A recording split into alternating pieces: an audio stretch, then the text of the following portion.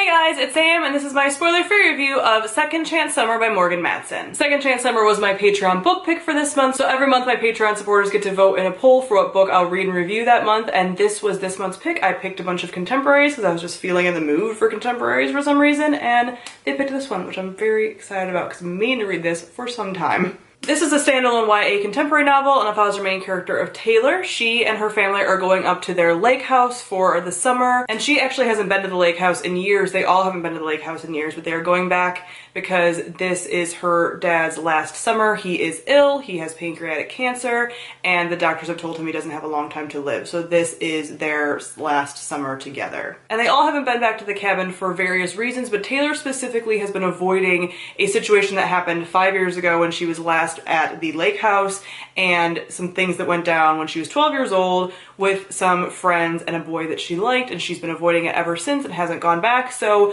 this is a kind of second chance summer for a number of reasons. So first off, let me briefly talk about the world building with contemporary stories. Obviously you don't get into it quite as much, but I do think there was something about this. So before I get into it, this book felt very, very nostalgic for me. So this takes place at a lake house. I grew up in the Midwest, and lake houses are a big part of like Illinois, Wisconsin summers, and probably more parts of the Midwest as well, but I'm from that area. So I'm just like, they're going to a lake house. So like I was very, very into it. And I know my lake houses and I know my lake towns, and this was totally that. This was actually in the Poconos, and now I live semi-close to the Poconos. I live on the East Coast, so I live in Delaware. The Poconos is a vacation spot that people go to, although I haven't been to it myself, but I was literally like, I need to start looking at Poconos lake houses so that I can vacation there sometimes in the summer. Like, that's really what I was thinking. So that just tells you that this really evokes that lake house feeling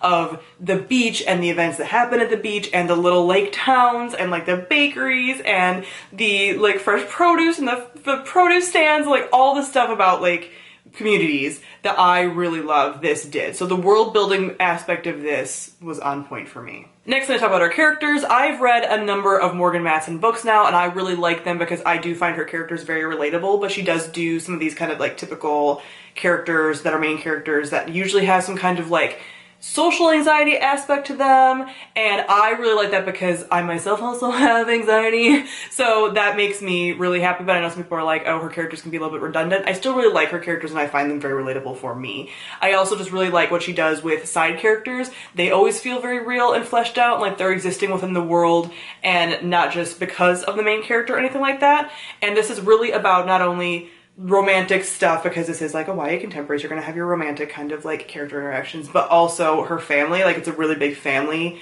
book, and specifically the father-daughter relationship, which is always going to just right here to the chest bones.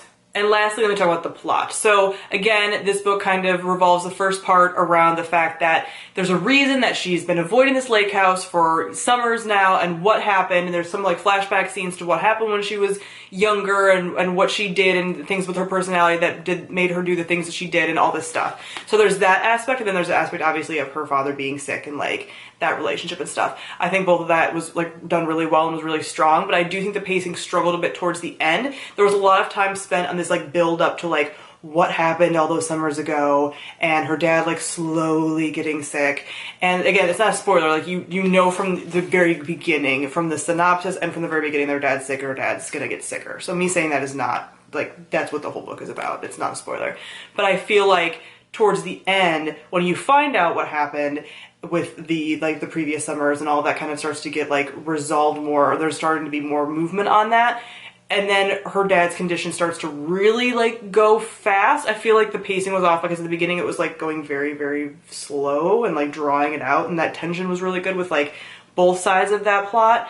And then at the end it was just like bam, bam, bam, bam, bam, and I feel like you couldn't really catch your footing a lot, so I feel like it could have been evened out a little bit more, because I feel like the pacing is what made this book just ever so slightly weaker. But overall, I really enjoyed this book. I do not read a lot of contemporary. You guys know I don't read a lot of contemporary, but Morgan Matson is an author that I tend to really enjoy. She just writes books that I really like, and she has this nostalgic pull on me because of the topics that she writes about and the settings that she writes about that just really get me. I fully recognize that this is a book that was almost tailor-made to me. I feel like I've had these situations. I feel like I've been at this place. Like, The relationship with her dad was just very like so everything about it was like really for me. The only thing that I didn't like, again, was that pacing part, which is what made me dock a little bit of a star rating from it, but I ultimately gave this 4.5 out of 5 stars. I am going to be doing a spoilery gush on this, which is, again, just going to be me talking about, like, look at all of these key points that are so made for me, and I usually don't do gushes on contemporary books, but